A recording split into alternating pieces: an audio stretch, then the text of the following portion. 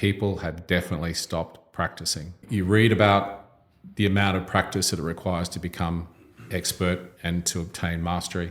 And whether it's 10,000 hours, 1,000 hours, 100,000 hours, the element of practice, I think, is super important. You've got all the information. If you find yourself just constantly getting these strokes of energy, but not doing anything to step closer to mastery, which does require you to take that information and assimilate it and practice and practice and practice. Not everything, just the stuff that really matters. When I coach and when I seek to find change, of course I'm not trying to find 5 to 10 different things that need to be changed. Sure, there could be a few, but I'm always searching for that one biggest thing. It's hard enough to make any change. So if you're going to make change from a business perspective, it has to sit in that one biggest thing.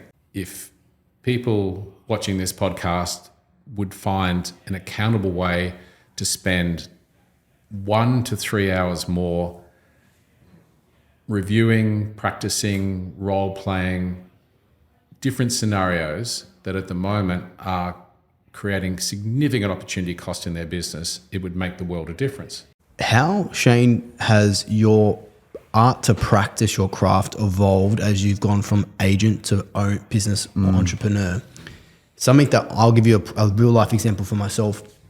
I've only started doing this more recently is I'm penciling in free time in my calendar to just think, where I'll get a pen and paper and sit in the sun and I'll just try and figure out what the one big rock is that I can, if I put my focus on and created a chest move, what's the highest leverage chest move I could do will yield the best result? That's something that I'm doing, and it could be yesterday. Yeah, it could be, it may be supportive or unsupportive or good or not as good. But I'd love to hear from your side, Shane. Like, what are those little practicing activities we can do that give us that result? Yeah, I'm just I've really tuned my awareness to be able to put a value proposition to where I'm going to put my energy. So I waste time. Well, it's rarely wasted time. It might be creating space. It might be doing nothing. But all of these things have a value. I think in the busyness of life, people try, how full the diary is can be a representative of how productive they're being, and it's usually the opposite. I mean, a diary that has no space in it that's just not tall poppy behavior for most people. You need space.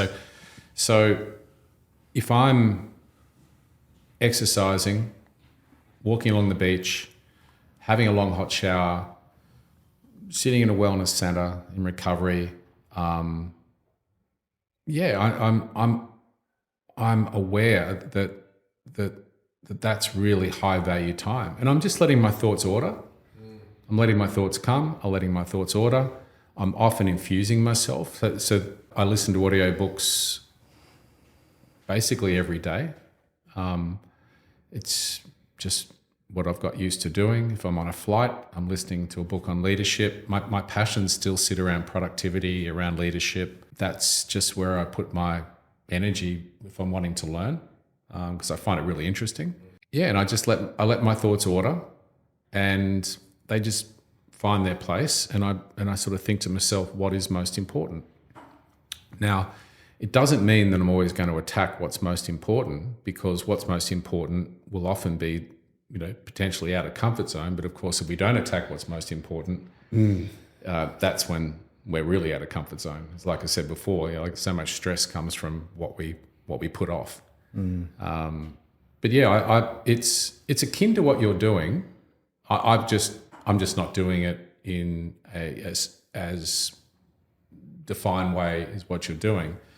But I'm aware. Say if it was real estate coaching meetings, I'm aware if I tried to do like 2's optimum, and 3 would be max, because that's at what point I just start to lose a bit of energy and enthusiasm to be doing it. Even when I had the 11 offices and I was had as much on as ever, I would just definitely wouldn't put anything in my diary before 10 normally, and it would be unusual to have something in my diary after 4, because I knew I was at work 7 days anyway.